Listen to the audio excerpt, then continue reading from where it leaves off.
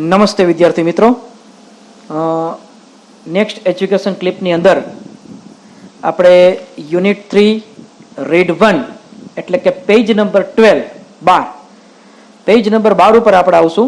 છેલ્લે આપણે અહીંયા પૂરું કર્યું હતું લાસ્ટ ક્લિપની અંદર કે what a kind of A deal did you make it I asked, એટલે કે મેં તેને પૂછ્યું કે મારા નાના ભાઈ ત્યાં કઈ પ્રકારનો વ્યવહાર કર્યો હતો.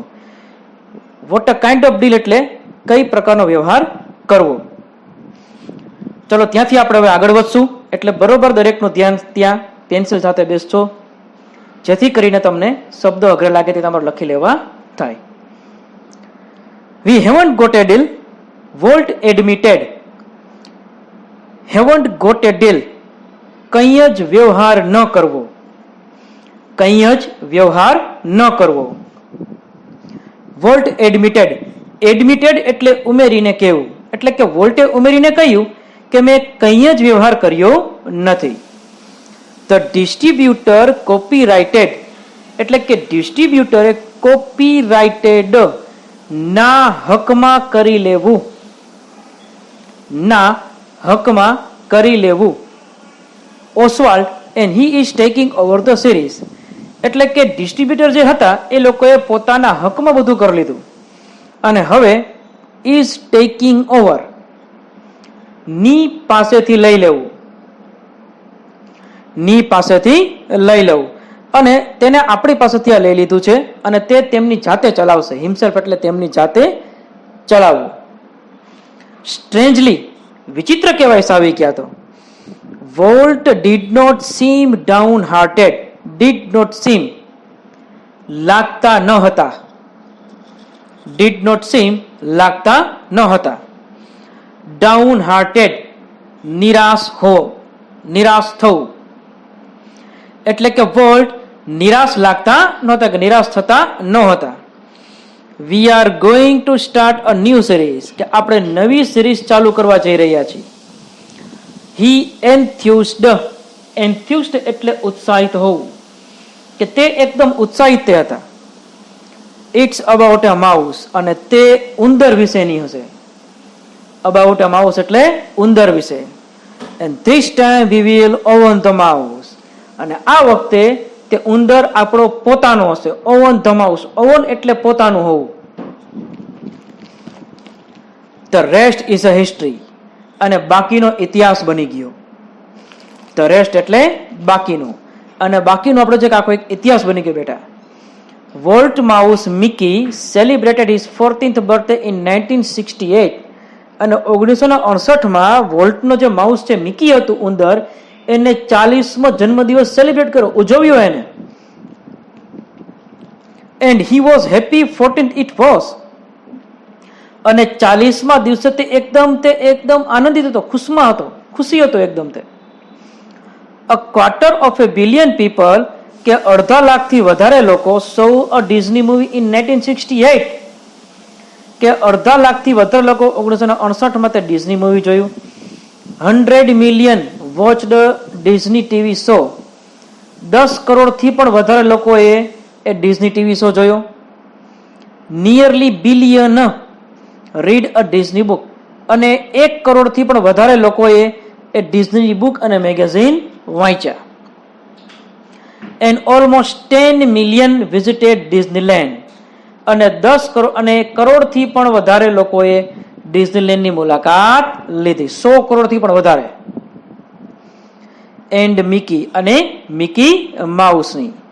એસ, કારણ કે વોલ્ટ યુઝ ટુ સે, કે વોલ્ટ હંમેશા એવું કહેતા. યુઝ ટુ સે એટલે કહેવું અથવા કહેવાની ટેવ હતી. સ્ટાર્ટેડ ઇટ ઓલ, કે જે રીતના વોલ્ટ કહેતા હતા એ જ રીતના તે ટીવી શોની શરૂઆત થઈ. Mickey was only the first successful product of Walt matchless imagination, કે મિકી છે એ વોલ્ટની પ્રથમ સફળતાપૂર્વકની બનાવટ હતી. સક્સેસફુલ પ્રોડક્ટ સફળતાપૂર્વકની બનાવટ. Of Walt matchless imagination, matchless imagination અદ્વિતીય કલ્પના શક્તિ, અદ્વિતીય કલ્પના શક્તિ. And ability to make his dream become reality, અને તેનામાં એક ક્ષમતા હતી કે તેને પોતાનું સ્વપ્ન છે વાસ્તવિકતામાં સાકાર કર્યું. એબિલિટી એટલે ક્ષમતા હોવી. Two make his dream become reality, કે તેનું સ્વપ્ન વાસ્તવિકતામાં બદલવું. આખું સળંગ છે કે તેનું સ્વપ્ન વાસ્તવિકતામાં બદલવું. ઇટ વોઝ એન એબિલિટી, કે તેનામાં એ પણ ક્ષમતા હતી. He could turn on for any occasion, કે તે કોઈ પણ બાબત કે પ્રસંગ તે બદલાવી શકતા હતા. ટર્ન ઓન, બદલાવી નાખવું, ફેરફાર કરી નાખવું. ટર્ન ઓન એટલે લાર્જ ઓર સ્મોલ, પછી તે વાર્તા હોય મોટી હોય કે નાની હોય, તે કોઈ પણ રીતના તેમાં ફેરફાર કરી શકતા હતા. વંશ કે એક વખત when my son Roy Edward એ વોલ્ટ ડિઝનીનો ભત્રીજો, એટલે કે રોય ડિઝનીનો દીકરો, Roy Edward, had the measles એટલે શીતળાનો રોગ. મેસલ્સ એટલે શીતળાનો રોગ, કે મારા દીકરા રોય એડવર્ડને શીતળાનો રોગ હતો. વોલ્ટ કેમ and told him the story, કે વોલ્ટ ત્યાં આવ્યા અને તેને વાર્તા કીધી. ધ સ્ટોરી ઓફ પિનાક્યો, ઉચ્ચાર પિનાક્યો. પિનાક્યો બેટા એક પાત્રનું નામ છે કે જે રોય ડિઝની, જે વોલ્ટ ડિઝની પોતે એક આખું પિક્ચર બનાવતા હતા તેનું. which he was making at the time, કે જે સમયે તે બનાવી રહ્યા હતા. when કે જ્યારે વોલ્ટ ટોલ્ડ એ સ્ટોરી, કે જ્યારે વોલ્ટે વાર્તા કહેવાની શરૂ કરી. it was a virtuoso performance, એટલે બુદ્ધિજીવી પ્રદર્શન કે બુદ્ધિશાળી પ્રદર્શન. અને તેનું આ બુદ્ધિજીવી પ્રદર્શન હતું. હિઝ આઈસ, કે તેની આંખો, riveted his listener, riveted એટલે જકડી રાખવું કે પકડી રાખવું. for his listener, કે તેના સાંભળનારને, કે તેની આંખો છે એ સાંભળનારને એકદમ પકડી રાખતી હતી, જકડી રાખતી હતી. his મસ્તક અથવા મુસ્તક એટલે મૂછ, મુસ્તક એટલે કે તેની મૂછો ટ્વિચ્ડ એક્સપ્રેસિવલી, કે તેની મૂછો એ લયમાં ફરકતી હતી. ટ્વિચ્ડ એક્સપ્રેસિવલી એટલે એક સાથે લયમાં ફરકવી. ટ્વિચ્ડ એક્સપ્રેસિવલી એટલે એક સાથે લયમાં ફરકવી, કે તેની મૂછો એક સાથે લયમાં ફરકી રહી હતી.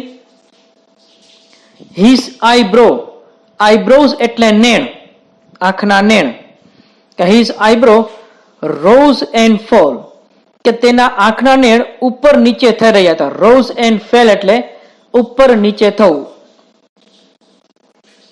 એન્ડ હિઝ હેન્ડ, અને તેના હાથ, મૂવડ એટલે હલન ચલન થવું. with the grace of a musical conductor,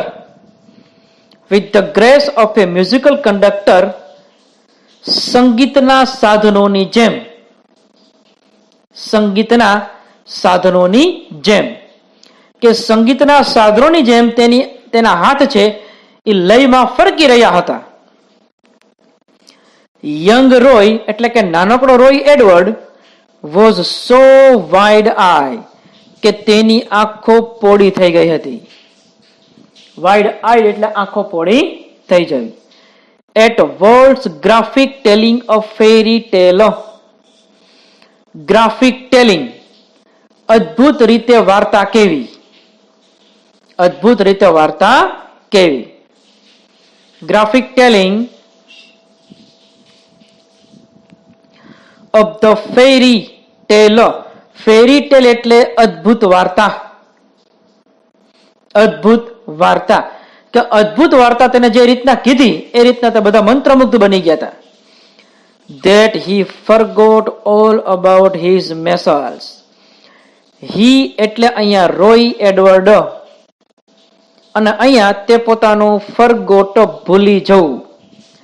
about his all મેસલ્સ કે શીતળાના રોગનો દર્દ, કે શીતળાના રોગનો દર્દ છે એ બધું તે ભૂલી ગયો હતો. તે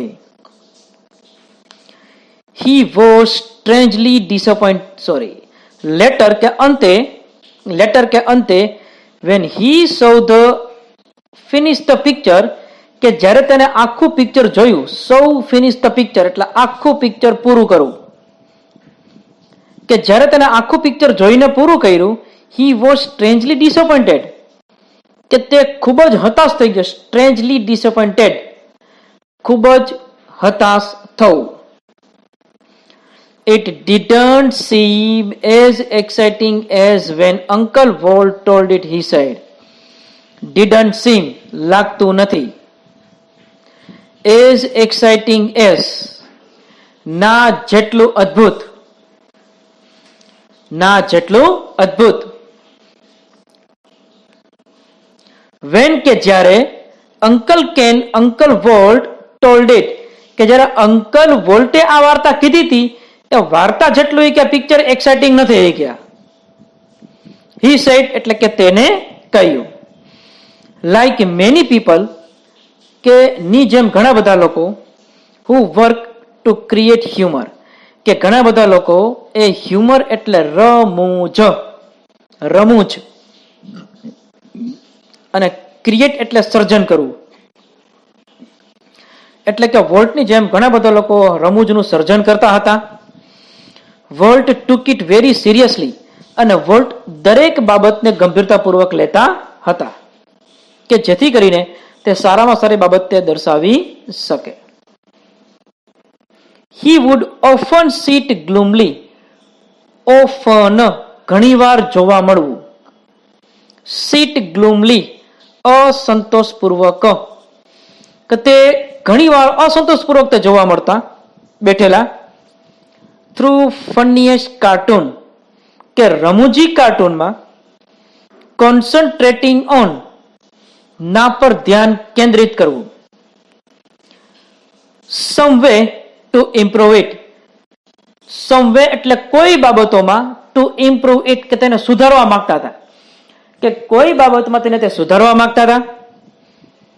Walt valued the opinions of those working with him. Valued કિંમત કરવી, the opinions અભિપ્રાય, of those working with him કે જે લોકો તેની સાથે કામ કરતા એ દરેકના અભિપ્રાયની એકદમ કિંમત કરતા, તે તેની એકદમ વેલ્યુ કરતા. બટ પરંતુ the final judgment was always unquestionable by his, પરંતુ અંતિમ નિર્ણય, ફાઇનલ જજમેન્ટ એટલે અંતિમ નિર્ણય, was always unquestionably કોઈ પણ પ્રશ્ન વગર તેનો જ રહેતો. વન્સ કે એક વખત, after viewing a new cartoon, viewing એટલે જોઈને, કે એક વખત તેને નવી કોઈ કાર્ટૂનની સિરીઝ જોઈને